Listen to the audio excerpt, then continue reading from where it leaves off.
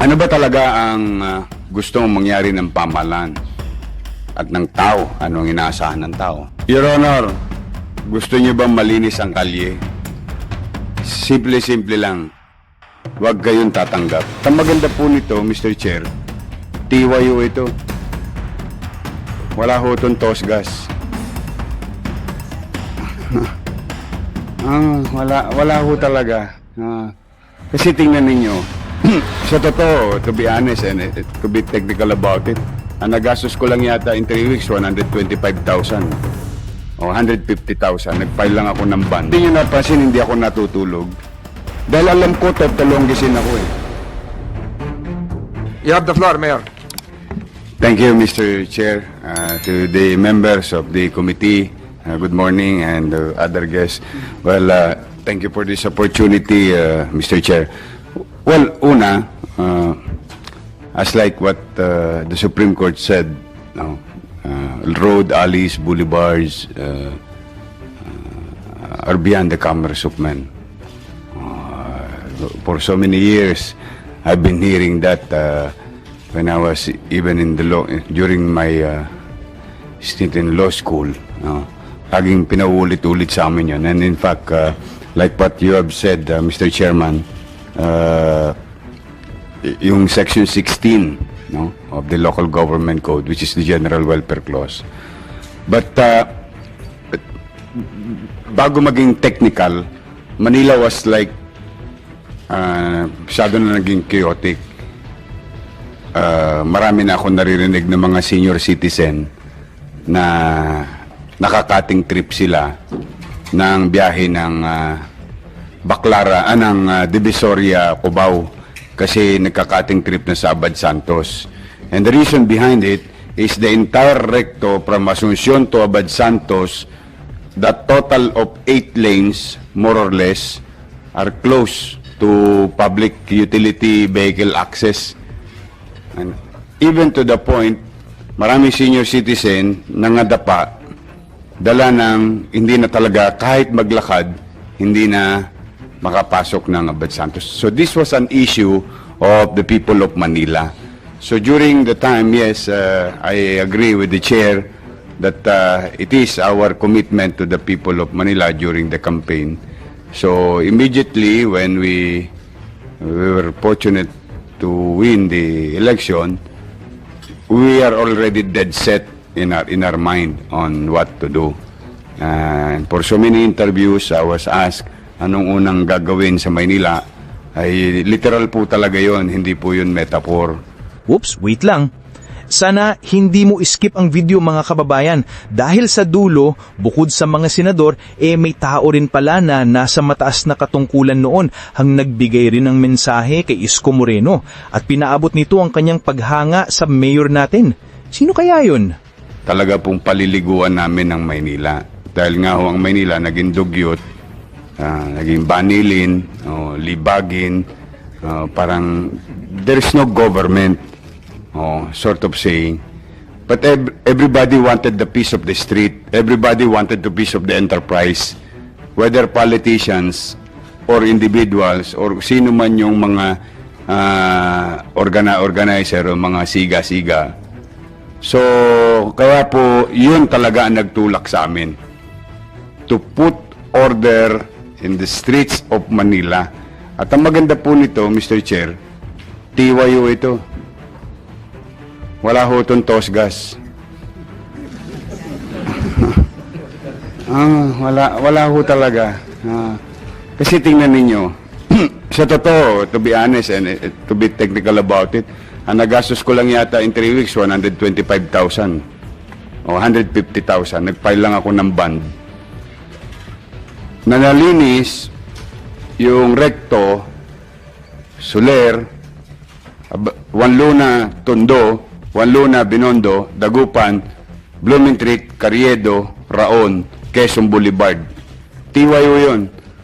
Paano naging TY? Meron naman kami city engineering, meron naman kami DPS. Meron ding utaw yun. Mga empleyado namin. Existing. 15 at 30. Na sweldo yun. Meron din kaming mga natitira pang supplies. So, we really try to be imaginative in such a way that ano ba talaga ang gustong mangyari ng pamahalaan at ng tao, anong inaasahan ng tao. So, nangyari na yung nangyari. Pero meron lang akong isi-share, if I may be allowed. Your Honor, gusto niyo bang malinis ang kalye? Simple-simple lang. Huwag kayong tatanggap. Huwag kayong tatanggap ng tangga. Awan ng gaila. Umpisahan nyo na po yan sa barangay chair. Ano na po? Total, anyway, gagawa naman kayo ng batas eh. Gagawa naman, I would assume that the committee will come up with something with this. Simula po yan sa chairman. Una muna, organize yung kapgu, mga sibilyan, mukhang pulis. Mga pulis Makati po yun eh. Pulis Makatingin. Ang dami nun eh. Mga sibilyan yan, may baril, mag-organize. Kakausapin si chairman. Pagkakausap kay chairman, susunod yan, PCP. Police Community Precinct. Susunod yan, Commander, Presinto. Susunod yan, ahensya ng local government. Yun ang DPS, o like in our case, DPS. O doon na susunod si Edina sa Kasipati. Doon na po nangyayari ang lahat. So my point is, Mr. Chair, dapat magkaroon ng basic law. I mean, I don't know if that's what you called it, but kapag kang merong ganoon, dapat automatic administratively liable yung barangay chairman. Yung LESPO. Automatic. Because if you are going to order them, Mr. Chair, what will happen next is cat and mouse. Totolong gising ka lang ng mga tao sa kalye. Kaya hindi nyo napansin, hindi ako natutulog. Dahil alam ko, totolong gising ako eh. Alam ko, nakapagtalikod ko, ilalatag nila ulit yan. Unang gagawin dyan, i-sniper. They call it in the street, sniper. Mobile yan, mobile. Pwede ho yan, isang parang kumot or tarpaulin, nyanyanggayin lang yan pagka merong clearing operation. Pag iskerda ng clearing operators, latag na sila. Mapapagod yung gobyerno, mapapagod yung pamahalaan. Yung dating sniper, magkakatarima na yun. Yung lamesa. Yung tarima, komportable na. Susunod doon, magkakabodega na. Totoo po yun. Tapos susunod doon, magkakabanyo na siya. You can see, Juan Luna, you should see, huwag na kayo lumayo sa City Hall ng Manila. I know some of you went to City Hall of Manila. Just 50 steps away, yung Taytay Island namin. Ito, opisina ng mayor, nandiyan dyan, no? 160 na bahay, bodega, tindahan, kubeta, in a park. So my point is, kaya kailangan po, Chair, Mr. Chair, siguro, pag nag-exist, administratively liable kagad yung barangay chairman at saka yung police bago pa umakyat yung responsibilidad sa alkalde. Kasi po bakit? Katulad namin, 43 million square kilometer with thousands of streets with 896 barangay, about 10,000 barangay official, and we have 20,000 barangay tanods in the city of Manila. More. And we are being surrounded by creeks, rivers, and the bay. Mas nakakaawa po ang Quezon City, mas malaki po sila. 3 doble po ang Quezon City, kaya nakakaawa ang Quezon City government talaga. in terms kung babantayan ng babantayan. Now, I think it's high time to create a law. I don't know, ayoko pong pangunahan ng Senado. Merong nakalatag. Napicturan, nakalatag. Bukas, suspendido na si chairman. Yung lespo, iskerda na. Tapong ka na. Bakit? May batas eh. Ngayon kasi, ang gagawin mo, Mr. Chair, wawagta ka doon sa Didi, pusa pare, yung commander mo dito, lipat mo muna to, tigas ang ulo. So, lagi ka nalang makikiusap, kasi one way or another, babalik tayo doon sa unang nasabi ko.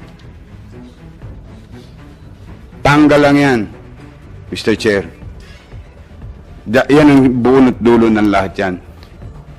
Yung may mga politiko nung araw, may in denial pa na sabi, wala daw pera sa rekto. Wala raw pera sa kalye. Hindi raw totoo na milyon-milyon ang pera. Ito po ang challenge ko sa inyo. What is or what are your compelling reason not to do your job? Basic lang mo yun. Anong nagtutulak sa atin para, sa totoo po, wala naman po kaming ginagawa. In-implement lang po namin yung, sa tingin namin, gusto lang namin maibalik sa taong bayan yung kalsada. Total, nahirati na po sila. Nahirati na sila ng dalawa. Sa amin, in our case, I'm not speaking in behalf of Metro Manila. 2 decades. Sabi nga ng tao, may kalye pala yung rekto. Ito ba? So sa amin lang, hindi naman siguro masama sa aming mga tagapamahala na muli naman makamtan ng taong bayan sa pangkalahatan yung kalye. Ngayon, ano po naging epekto? Ayun na. Di naging matik. Nawala yung cutting trip. Bakit? Nakakadiretso na yung Baclaran Divisoria, Cubao Divisoria, MCU Divisoria. Lahat po kasi yan, ang ending yan, Divisoria. Talagang dyan po lahat yan sa Asuncion.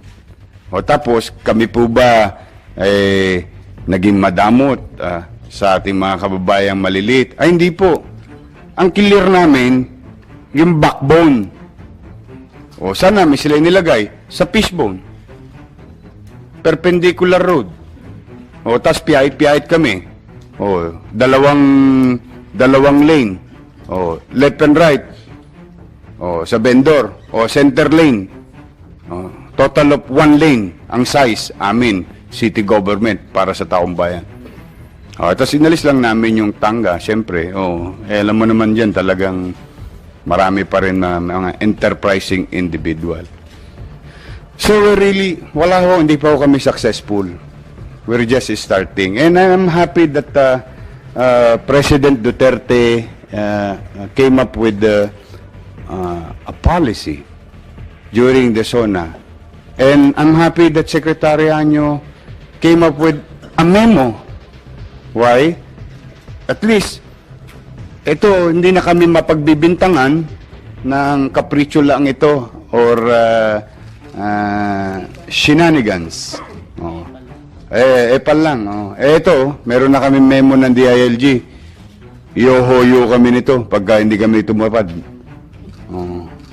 Kumbaga, kaya ako kami natutuwa sapagkat ngayon po, ang nangyayari, nagiging pangkalahatan na.